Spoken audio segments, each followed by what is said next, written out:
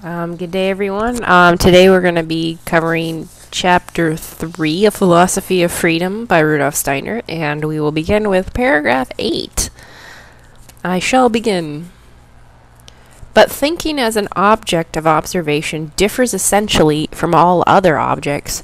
The observation of a table or a tree occurs in me as soon as these objects appear upon the horizon of my experience.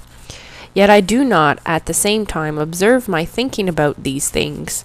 I observe the table, and I carry out the thinking about the table, but I do not at the same time observe this. I must first take up a standpoint outside my own activity, if, in addition to observing the table, I also want to observe my thinking about the table.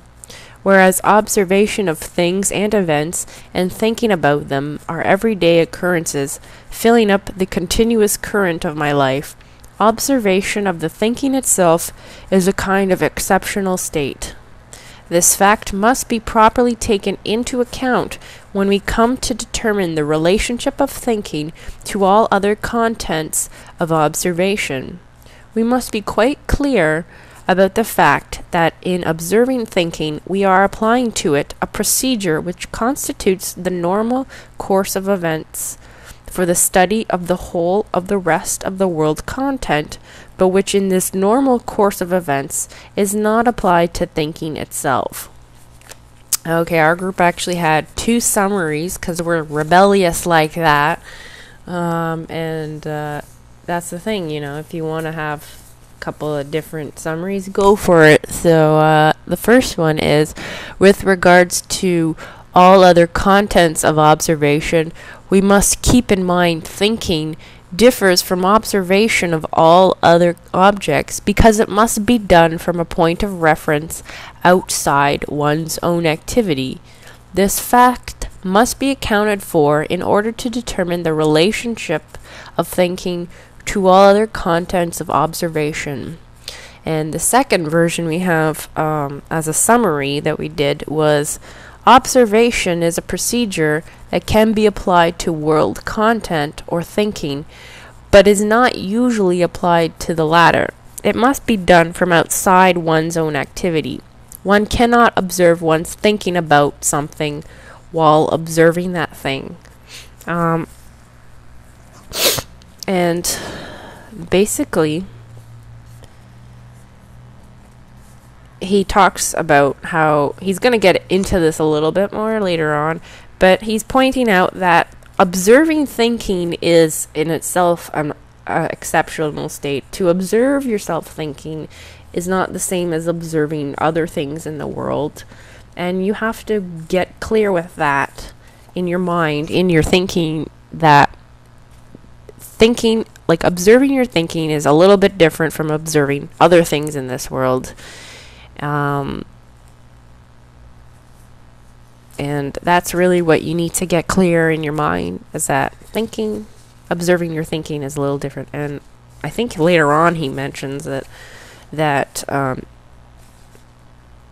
you don't observe yourself thinking while thinking. That's also the main point as well. I think he goes on about it further on, but you observe yourself thinking after you've done thinking, and that's why it's also a little different, but we'll get more into that later on. I'm sure it'll become clearer in time. Paragraph 9, I'll go into that.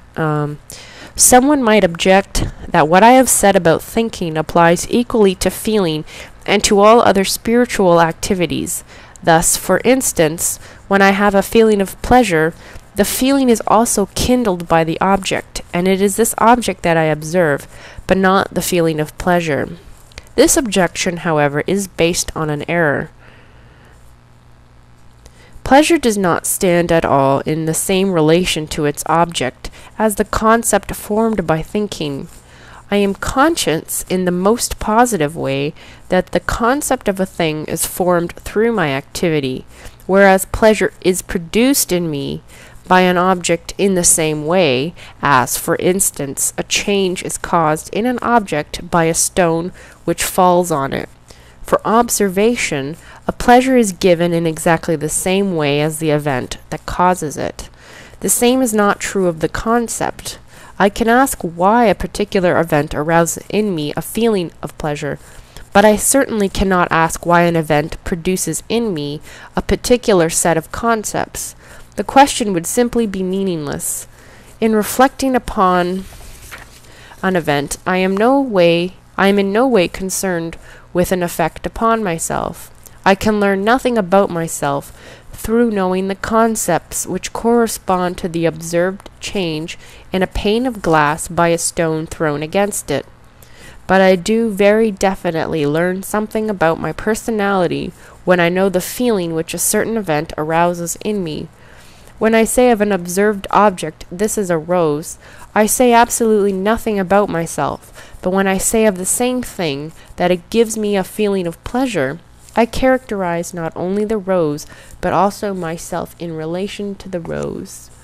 And the summary for that is, it requires my own thinking activity to form concepts, unlike feelings, which arise in me directly as a result of an observation. Observing my thinking is qualitatively different from observing my feelings, and that my feelings inform me about myself and my relation to the object, while thinking about an object does not, and has nothing to do with any effect on me. And this paragraph is important because when you're having a concept, I mean, you're forming it.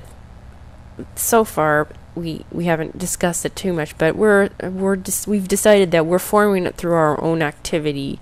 Whereas when when you're having a feeling, I mean, that's just there. It's not being produced by you. You feel angry. I mean, that's not something that's produced in the same way as a thought is, as a concept. So you have to he's trying to also differentiate here about thinking and feeling. And as we summarized earlier, thinking is qualitatively different from observing your feelings. So that's also important. And I think we're going to end it there. So hopefully we'll cover some more ground next time. So thank you and have a good day.